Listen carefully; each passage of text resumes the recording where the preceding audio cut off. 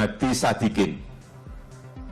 Beliau sebelumnya adalah Direktur Utama Bank Mandiri, kemudian menjadi Direktur Utama PT Asan Aluminium, dan terakhir menjadi Wakil Menteri BUMN, dan sekarang kita berikan tanggung jawab untuk memimpin Kementerian Kesehatan.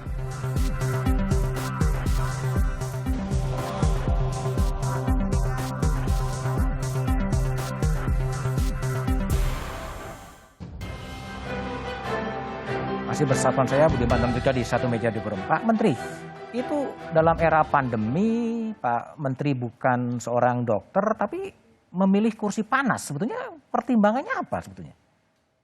Sebenarnya saya tidak memilih ini. Saya diminta Pak Jokowi untuk membantu dia menyelesaikan pandemi ini. Dan cukup firm, bisa menghandle krisis yang belum tahu kapan akan berakhir. Pak Presiden itu, Pak Jokowi itu kan pilihan saya ya. Jadi saya sih feel honored kalau diberikan tugas oleh beliau untuk menyelesaikan salah satu masalah di negara ini. Jadi saya nggak bisa menolak karena memang beliau adalah pemimpin pilihan saya. Pernah terbayang dari seorang fisika nuklir menjadi banker dan kemudian sekarang mengelola public health, mengelola kesehatan publik? Tidak pernah sih. Tidak pernah terbayang, tidak pernah mimpi gitu ya. Ya, tapi saya juga orang yang percaya bahwa segala apa yang kita alami ini kan udah diatur dari atas. Saya rasa emang amanah ini juga pasti udah diatur oleh yang di atas. Kemudian Pak Jokowi ya membukakan jalan buat saya supaya ke sana. Oke, sekarang udah 3 minggu memimpin Kementerian Kesehatan. Apa sebenarnya yang perintahkan persis oleh Presiden kepada Budi Gunadi Sadikin? Yang pertama memang vaksinasi harus jalan. Beliau ingin sekali ini sukses ya. Yang kedua beliau secara spesifik juga bilang yang lebih besar lagi, pandemi ini mesti kita bisa atasi. Ya, itu lebih kompleks.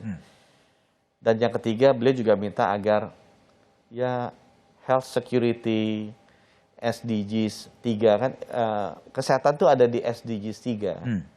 Dan kalau saya lihat, saya coba terjemahkan kalimat-kalimat beliau. SDG 3 kan ada unsur health, jadi kita harus memberikan kesehatan. Nanti kesehatan kalau sakit mesti sembuh, tapi kita juga mesti memberikan well-being. Jadi di SDG 3 itu targetnya 2 tuh, healthy life and well-being. Well-being kan sehat, gitu ya. Hidupnya bukan sakit. Kalau yang kesehatan itu lebih menyembuhkan orang sakit. Ini membuat orang sehat. Dan ada 2 kata-kata penting di belakangnya. For all people, yang kaya miskin, and all ages. Jadi makna itu penting. Kita harus bisa mengobati orang yang sakit, mengobati yang sakit, menciptakan orang sehat. Menurut saya lebih penting ini, lebih murah, lebih efisien, lebih efektif. Kita kan nggak mau masuk rumah sakit. Ya kalau mau masuk rumah sakit pengen sembuh. Tapi kalau bisa jangan masuk rumah sakit, sehat terus. Untuk semua orang, dia kaya maupun miskin, dan semua usia. Di awal-awal menjadi menteri kemudian banyak mengundang civil society berkaitan dengan COVID. Apakah itu kemudian lapor COVID, apakah itu pandemi talk. Ini strategi apa yang mau dikerjakan oleh Kementerian Kesehatan? Karena background saya science. Science itu kan bicara dengan fakta. Dan untuk bicara dengan fakta ya kita mesti dengar semua faktanya. Apakah fakta itu sesuai dengan hipotesa kita atau tidak sesuai dengan hipotesa kita. Tapi untungnya backgroundnya science atau engineering kan kita semua bekerja dengan data. Dan saya dengar dari mereka, ini anak-anak muda ini, ya nggak semuanya sesuai dengan hipotesa kita, ya nggak semuanya enak juga kita dengar. Tapi itu fakta yang ada. Jadi dari situ kita belajar dan menjadi dasar untuk kita mengambil keputusan yang lebih tepat. Contohnya yang ini, contohnya yang liburan naik 40% itu. Itu kan saya dapatnya dari diskusi dengan mereka. Yang pertama kali menunjukkan itu hari ketiga atau hari keempat. Dari diskusi dari masyarakat civil society itu, pandemi talk dan COVID. Civil society. Bukankah Kementerian Kesehatan juga punya data-data yang juga disampaikan? Orang bisa menganalisa data dengan angle yang berbeda. Jadi satu set data kita bisa tarik dari angle A, keluarnya informasi A. Kita tarik dari sudut B, keluarnya informasi B. Tarik dari sudut C, keluarnya informasi C. Jadi yang saya minta ke teman-teman, jangan hanya menyajikan data, tapi sajikanlah informasi, sehingga kita bisa mengambil keputusan yang benar. Dan saya ada satu lagi kenapa saya datang ke civil society. Itu nggak hanya pandemic talks atau kawal COVID. Juga banyak orang-orang lain yang mungkin ya tidak dilihat sejalan dengan apa yang dulu pemerintah inginkan misalnya kan. Tapi kan banyak yang kritis-kritis kan waktu itu ke industri kesehatan atau policy kesehatannya kita. Ya kita dengerin. Karena setelah saya dengerin kesimpulan saya gini Mas Budiman. Problem ini terlampau besar untuk bisa saya selesaikan sendiri. Problem terlampau besar. Harus dilakukan bersama-sama. Ya. Oke. Problem ini juga terlalu besar even untuk Kementerian Kesehatan secara eksklusif beresin sendiri. Tapi harus secara inklusif dengan itu tadi, lembaga sosial, dengan civil society, dengan teman-teman di DPR, dengan gubernur dan kepala daerah, dan yang terakhir, Mas, ini terlalu besar kalau dibuat program kayak pemerintah, program vaksinasi. Ini harus jadi gerakan di mana masyarakat merasa siap untuk divaksin. Bukan program vaksinasi pemerintah. Beda tuh antara program dengan gerakan kan, antara program ini menjadi movement ya. Ini harus di-own oleh mereka. Oke. Nah, bagaimana saya bisa membangun itu? Karena kalau nggak bisa selesai yang diinginkan Bapak Presiden menghilangkan pandemi ini. Kan saya udah lihat.